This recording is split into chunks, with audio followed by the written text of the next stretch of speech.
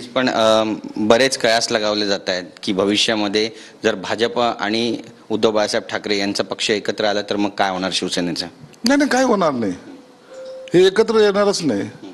जे सूट रोज सकाळी मोदी साहेबांबद्दल, अमित शहा साहेबांबद्दल ज्या घाण पद्धतीने वक्तव्य करतात त्यांना भाजप कधी ऍक्सेप्ट करणार नाही, हे मी तुम्हाला लिहून देतो. पण आपल्याच पक्षातले काही आमदार आहेत जे असं म्हणतायत की ज्या पद्धतीच्या बातम्या येतात त्यांनी असं वाटतंय की भविष्यामध्ये एकत्र येऊ शकतात.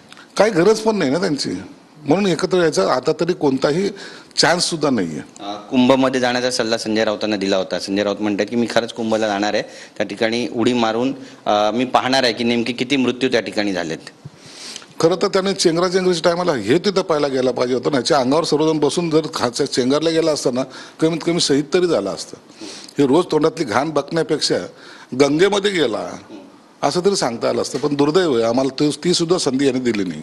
नक्कीच. प्रताप सरनाईक यांनी जे वक्तव्य केलं आहे धनंजय मुंडे यांच्याबाबत त्याला कसं पाहता? कारण ते म्हणतात की मी जर असतो तर नैतिकतेच्या आधारावर मी पहिलाच राजीनामा दिला असता आणि धनंजय मुंडे